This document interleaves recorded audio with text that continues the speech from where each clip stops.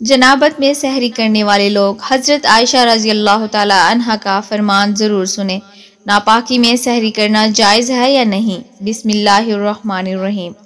معزز ناظرین، اکثر لوگ جنبی حالت میں خود کو، اپنے کپڑوں کو، اپنے بستر کو ناپاک سمجھتے ہیں اور کھانے کو اور کام کاج کو ہاتھ نہیں لگاتے کہ جب تک غسل نہ کر لے، اور خواتین بھی بچے وغیرہ کو دودھ پلانا، کھانے کو ہاتھ لگانا گناہ سمجھتی ہیں، یہ سمجھ کر وہ ناپاک ہیں۔ اسی طرح ماہ رمضان میں جنابت کی حالت میں سحری کرنے کو ناجائز سمجھتے ہیں اور کہتے ہیں کہ ناپاکی کی حالت میں روزہ رکھنا گناہ ہے۔ دوسرے لفظوں میں، اگر کسی پر غسل فرض ہوا ہو، جیسے کہ کسی کو احتلام ہو گیا ہو، یا رات کے وقت میں میاں بیوی نے حقوق زوجت ادا کیے جن کی وجہ سے ان پر غسل فرض ہو گیا اور بغیر غسل کیے سو گئے، رات کو دیر سے آنکھ کھلی اور سحری کا وقت بہت کم ہو، تو کیا وہ ناپاکی کی حالت میں سحری کھا کر روزہ رکھ سکتے ہیں؟ روزہ ہوگا یا نہیں، یا سحری سے پہلے غسل کرنا ضروری ہے؟ آج کی اس ویڈیو میں ہم ان تمام سوالات کے جواب احادیث کی روشنی میں دینا ضروری سمجھتے ہیں۔ آپ سے گزارش ہے کہ ویڈیو کو آخر تک ضرور دیکھیے گا تاکہ کوئی مسئلہ سننے یا سمجھنے میں کوئی کمی کوتاہی نہ رہ جائے۔ معزز ناظرین، ماہ رمضان میں اکثر یہ سوال پوچھا جاتا ہے کہ کیا ہم ناپاکی کی حالت میں سحری کر سکتے ہیں، یا ناپاکی کی حالت میں روزہ رکھنا جائز ہے یا نہیں؟ ناپاکی کی حالت میں یعنی اگر کسی کو احتلام ہو جائے یا وہ بیوی سے ہم بستری کرے تو ہم بستری کرنے کے بعد مرد یا عورت کے لیے صرف نماز، طواف اور مسجد ٹھہرنا حرام ہے۔ اس کے علاوہ باقی تمام کام کرنے جائز ہیں۔ مرد خواتین پر کہیں بھی ایسی پابندی کا ذکر نہیں ہے، بلکہ غسل کرنے سے پہلے بھی جنابت کی حالت میں ہی تمام لوگ کام کاج کر سکتے ہیں، کھانا تیار کر سکتے ہیں یا پھر گھر کے دوسرے کام کاج نپٹانا بھی جائز ہے۔ اس طرح ماں بچوں کو دودھ پلا سکتی ہے، ان کی دیکھ بھال بھی کر سکتی ہے، اور ان کے کئی دلائل موجود ہیں۔ حضرت حذیفہ رضی اللہ عنہ کہتے ہیں کہ رسول اللہ صلی اللہ علیہ وسلم جب اپنے اصحاب میں سے کسی آدمی سے ملتے تو اس کے جسم پر ہاتھ پھیرتے اور اس کے لیے دعا کرتے تھے۔ ایک دن صبح کے وقت آپ صلی اللہ علیہ وسلم کو دیکھ کر میں کترا گیا، پھر آپ کے پاس اس وقت آیا جب دن چڑھ آیا تو آپ صلی اللہ علیہ وسلم نے فرمایا، میں نے تمہیں دیکھا تم مجھ سے کترا گئے ہے۔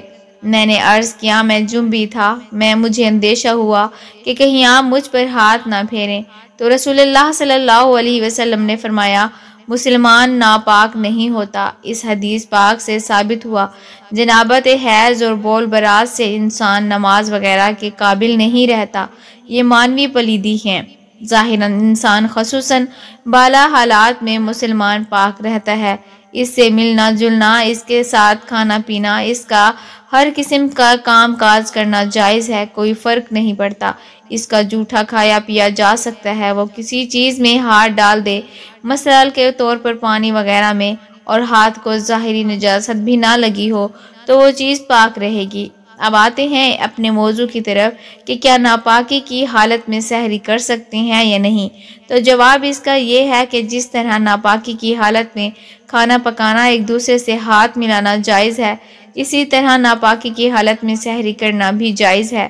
حضرت ابو بکر بن عبد الرحمن سے روایت ہے کہ میں اور میرے والد حضرت عائشہ رضی اللہ عنہا کے پاس حاضر ہوئے تو حضرت عائشہ رضی اللہ عنہ نے بیان فرمایا کہ میں گواہی دیتی ہوں رسول اللہ صلی اللہ علیہ وسلم احتلام کے سبب سے نہیں بلکہ جماع کے سبب سے حالت جنابت میں صبح کرتے اور غسل کیے بغیر روزہ رکھتے۔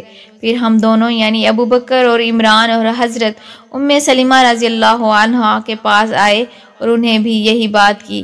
حضرت ام المومنین حضرت عائشہ اور ام المومنین ام سلمہ رضی اللہ عنہا سے روایت ہے کہ رسول اللہ صلی اللہ علیہ وسلم کو فجر پا لیتی اور بیویوں سے صحبت کی وجہ سے حالت جنابت میں ہوتے تو پھر آپ غسل فرماتے اور روزہ رکھتے۔ معلوم ہوا کہ اگر کسی شخص پر غسل واجب ہوا ہو اور وہ صبح صادق سے پہلے غسل نہ کر سکا اور سحری کر کے بغیر سحری کی یہ نیت کر کے روزہ رکھ لیا تو یہ اس کا روزہ درست ہے، ناپاک ہونے کی وجہ سے روزے پر کوئی فرق نہیں پڑے گا، البتہ جلد از جلد غسل کر لینا چاہیے۔ غسل میں اتنی تاخیر کرنا کہ فجر کی نماز قضا ہو جائے گناہ کا باعث ہے۔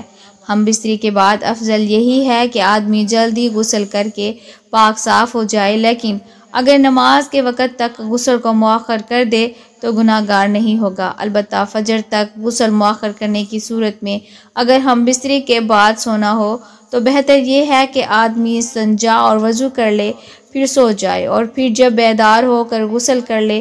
چنانچہ مشکوٰۃ شریف کی روایت میں ہے کہ حضرت عمر فاروق رضی اللہ عنہ نے سرکار دو عالم صلی اللہ علیہ وسلم سے عرض کیا کہ مجھے رات کو جنابت لاحق ہوتی ہے، یعنی احتلام یا جماع سے غسل واجب ہوتا ہے، تو آپ صلی اللہ علیہ وسلم نے فرمایا کہ اسی وقت وضو کر کے وضو کو دھو کر سو جایا کرو۔ مظاہر حق میں یہ ہے کہ وضو کرنا جنبی کے سونے کے لیے طہارت ہے، یعنی جنبی وضو کر کے سویا تو گویا وہ پاک سویا۔ لہٰذا اس حدیث سے معلوم ہوا کہ جسے رات کو احتلام ہو جائے یا جنابت سے فارغ ہو، اس کے بعد سونے کا ارادہ جب وجہ کسی ضرورت بے وقت غسل جنابت میں تاخیر کا خیال ہو تو ایسی شکل میں جنبی کا وضو کر لینا سنت ہے۔ اللہ تبارک و تعالی ہمیں دین کی مکمل سمجھ نصیب فرمائے اور ہمارے کبیرہ صغیرہ گناہ معاف فرمائے، آمین یا رب العالمین۔ معزز ناظرین، کامنٹ باکس میں اللہ کے 99 ناموں میں سے ایک نام ضرور ٹائپ کریں۔